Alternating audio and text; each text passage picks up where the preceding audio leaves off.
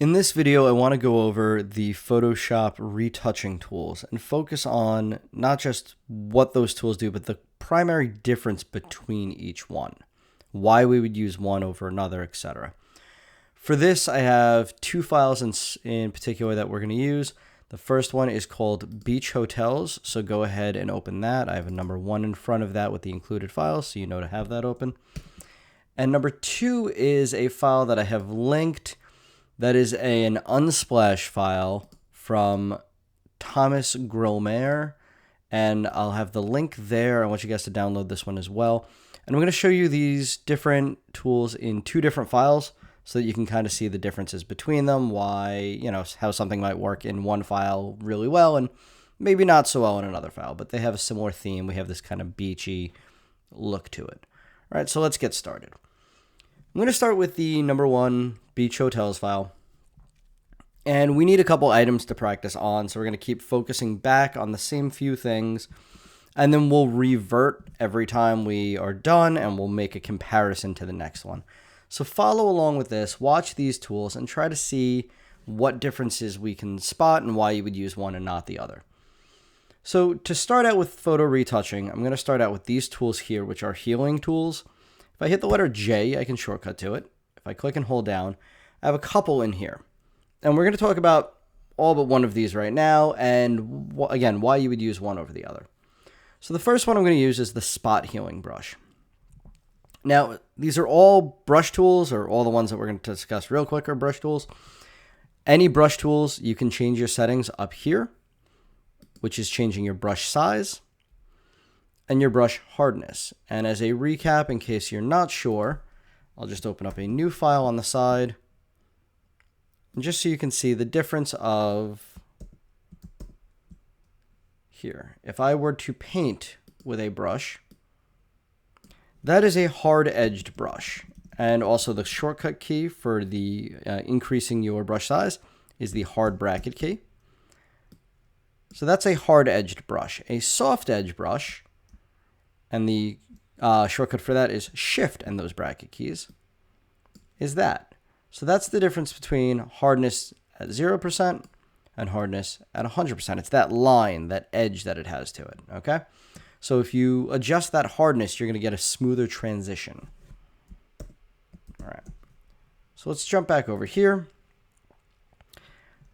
With this tool, my spot healing brush, I can adjust my hardness, and usually this is something I want to kind of blend in. And I can adjust my size. I'm going to set my hardness actually to about 50%. And with those bracket keys, I tend to use those instead. Left bracket makes my brush smaller. Right bracket makes my brush bigger. I'm going to try to get rid of this little sunburnt man swimming in the water. So I'm going to move my cursor so it's about just a little bit bigger than him, because I have this hardness down a little bit, so it's kind of a gray area. And if I click, you'll see that he's basically in a spot. Now you won't see the red, that's just on my screen, so you can see the cursor. You'll see it change a little bit. And when I let go, that's it. He's gone. Magic. All right. If I do the same thing to some of these shapes over here, for the most part, you'll see that in this area, it works pretty well. Now, if I go here, it's in between water and sand. Again, not bad. What this tool does is it looks at the surrounding area and it tries to essentially figure out what's around it and what should be there. This is called a content-aware feature. All right, so it looks at the general area, but it does some blending too. It tries to soften the edges, things like that. So now if you look up here where this palm tree sits, what happens if I try to go over this? And I can click and paint with this tool. So I paint over that palm tree and I say, okay, well, I want to get rid of this palm tree. And so I just kind of do this. I could use a bigger brush to go a little quicker, but this is fine. And when I let go, well, it saw what was around there, and what it saw was buildings. And so it put buildings there, and that's, I think we can probably agree, not really what I ideally would have wanted in that spot. All right, so this doesn't work great when you need precise control. The spot healing brush is for that exact thing. It's for healing spots. So by healing spots, I mean blemishes, so skin blemishes that are in an otherwise great area. We need to get rid of this little kind of imperfection, and it goes away, right? Not great if you need a ton of control. We'll jump over to the other file and just to give you some ideas. So something like this, would it work to get rid of this guy? Maybe, let's see. The bigger the area, the longer it takes. All right, kind of. I get some weird stuff in there, and you could always use it a couple times. And maybe after a few, it would work pretty well in this particular case. Sand is very forgiving because there's a lot of changing textures. Water is obviously very forgiving. I found some pretty easy ones to go by. And in a couple minutes, I'll show you some examples that are a little bit harder. But this gives you an idea on what this tool does. So I'm going to go to File and choose Revert on this guy. And that brings it back to the last time I saved. I'm going to do the same thing here. File, Revert, right? So that tool in particular, the spot healing brush, again, automatically does some decent work in areas that you don't need a ton of control. If you need a lot of control, it's not going to be my first choice, right? So for a little bit more control, we have the next tool down, which is the healing brush. So we have spot healing and healing brush. It's important to notice that those are two different tools.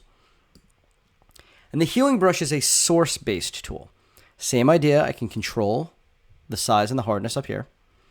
But with this tool, I can pick the area that I want to sample from. The way I do that is I hold down the Option or Alt key on my keyboard. And while I'm holding that key, I get this target symbol. So I can pick an area that I like. For example, over here. And now, if I put my cursor over my guy, I can paint a little bit. And that brought this area over there, and it didn't work great in that particular case. I'm going to Command Z, undo, and I'll try right next to him. And that blends much, much nicer. All right. Now, if I zoom in here, same idea. And I'm going to turn the hardness up on this a little bit so you can see a little bit of a cleaner edge. All right. I wouldn't necessarily do this for real, but I want you guys to see. This tool does some blending for you, so you actually can get away with leaving the hardness pretty up there. All right, so that actually did a pretty good job. I can see a little bit of the outline. If I zoom out, I might see a little discolored, little coloration change. Now, if I were to hold Option and click up here in the sand, or by the people, click by that blanket, and then click down here, you would see it makes a copy of everything that's going on in the sand. Now, once I let go of my cursor, so it made a copy, but it changed the color. So what this one, the best way I can explain what this one does, is it takes the detailing from your source, but tries to match the color of your destination. So while this tool works really well to cover up some things, the idea that you kind of have to have the right color there to make this one work well is pretty important. So I'll use this one in conjunction or in combination with some of the others, but I tend to not use this one by itself all that often. Now, up here, I want to get rid of the tree. I'm going to hold Alt, choose a new source, which happens to be my sky. Click in here. And if you notice also, as I move my cursor, there's that white cross that's moving where I was.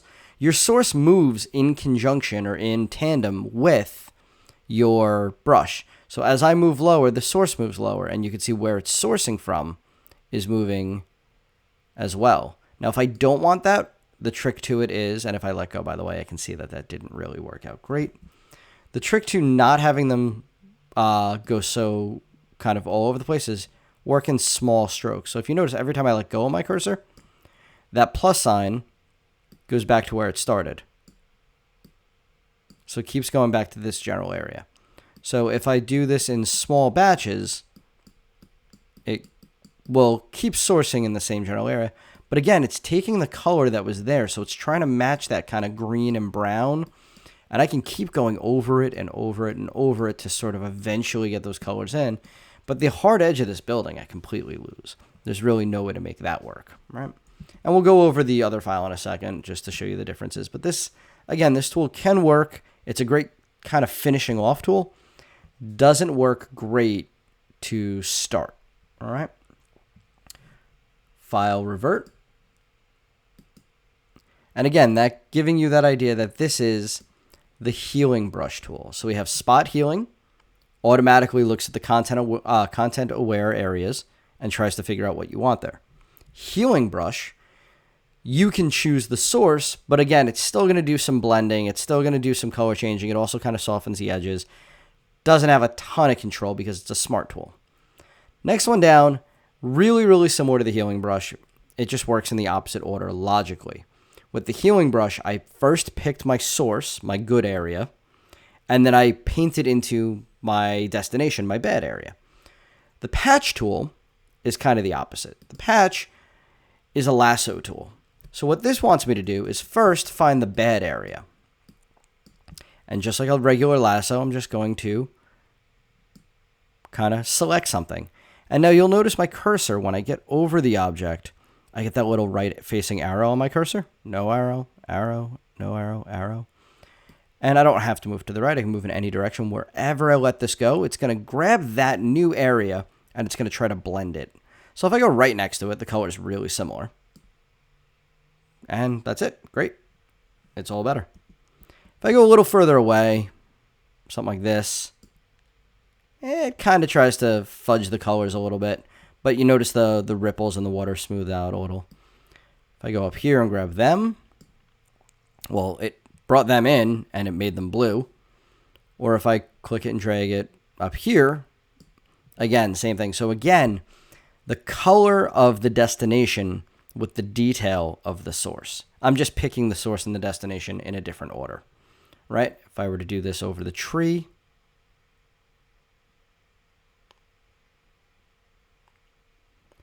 when I move this guy into the clouds, pick what area I want there. So what's nice is I can kind of line things up like that. So now those clouds are pretty consistent. It tried to blend it in with the colors of the green that were here. It's a little bit of the trunk color. So it's kind of smoky out, right? It looks a little like kind of cloudy in this area. And this isn't the cleanest. The patch tool does have its uses. It took me a few years to figure out a good time to use it. And the answer really is when there's patterns involved, when you're trying to mimic or replicate a pattern. Now, what's also nice about this tool is it can mix and match with any of my other selection tools. So once again, file, revert.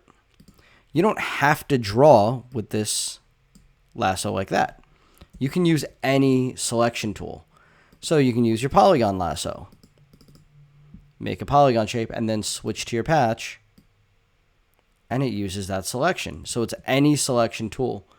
So if you knew that you wanted your magnetic lasso, your polygon lasso, your rectangle marquee, you could do that. So if I were to come up here, and this is what I mean about patterns, and I were to grab a part of this building that has that tree in it,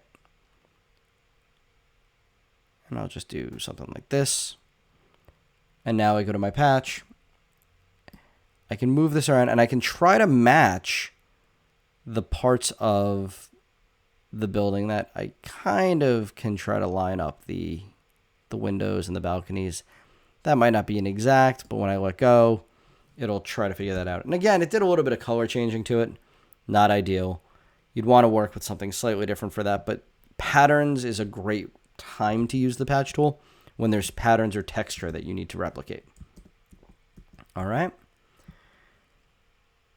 I'm going to click again, and I'm going to go to the next, the Content Aware Move tool. Now, I will be honest, this is not a tool that I am a big fan of. I don't think it works great. I've seen some Adobe demonstrations where it worked wonderful, but I've never really seen it work great in the wild. And by the wild, I mean just, in practice. So if I were to put a selection around him, the way this is supposed to work is I don't want him here. I want him over here.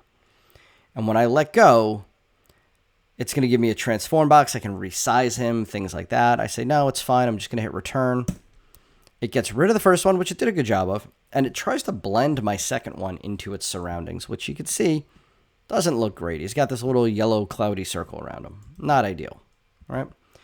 There are times, again, that Adobe's shown it worked well. I just haven't gotten it in that situation myself. Let's look at these people in this image, right? So I don't want them on this side. I wanted them on this side of him here instead. All right, hit enter. It's processing. And it does a good job in this case of maybe getting them there. It looks okay. It's got a little bit of a halo around them, as you can see. And it's got a bit of an issue here. Now, once again, this is a selection tool that could work with other selection tools as well. So I could probably make a much better selection, much cleaner selection, and then move them over. But at that point, I don't really see the advantage of this tool, because if I'm putting that time around the selection around them, there's not a lot of work involved in moving them at that point. Anyway, I can just kind of put them on their own layer and move them over. So this tool is not really that useful to me. Maybe you'll have a different experience. Personally, I have not found it to be a useful tool. I'm going to click and hold down again, and the next tool is the red eye tool. That one is a weird one to have under this batch. I'll do a whole separate video just to show you the two things about that red eye tool that work as a real quick thing. So we won't worry about that one right now. We're just going to talk about, again, these four, and with the content aware tool, I'm going to kind of ignore. So it's really just these three. So again, if I come back here, if I had to get rid of this guy here, or maybe just part of this, would I use any of these tools? Maybe. So my spot healing, we kind of talked about painting him in. It doesn't work great. It's okay. It's not wonderful. Now, what would I use this for? Something like this, the bird. To get rid of him, make it just so it's around him. And there you go. Or just maybe this guy in the water. So these are things that work pretty well for it. And even that, after a couple clicks, it looked better. This guy out here. So eventually this can be a shot of just my lifeguard walking by himself, a bit more dramatic without the people around. But it takes a little bit of clicking. Now, the other tools, let's just revert that back. Could I do the same idea with this? Yeah, my healing brush. And you can see it still has my sample set from my last file. You can copy, you can clone from one file to the next. I'm going to go there. All right, that's a little better, right? So not 100%, not great in terms of where the border was. And you'll see that weird line is because my cursor hit the edge of the file. It ran out of kind of data to work with. All right, that's a little better.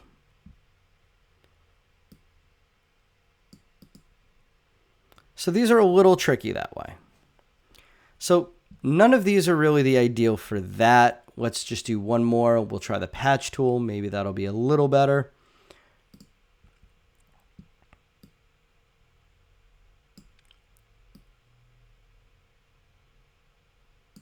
Put my selection around them. Move that over and say, this is what I wanted there instead. All right, a little better in this case. A little fuzzy in some areas. Not too terrible. All right, so these are okay. In the next video, I'll show you the tool that I would use for this and how I would start using these kind of in conjunction with each other. And that'll make this make a little bit more sense. But all of these smart tools, because they're smart tools, they do some things for you really well, and there's other things that they have some limitations towards. So don't rely on your smart tools to make every decision for you. They're not the automatic answer. I'll show you in the next video the one that I really would rely on for that.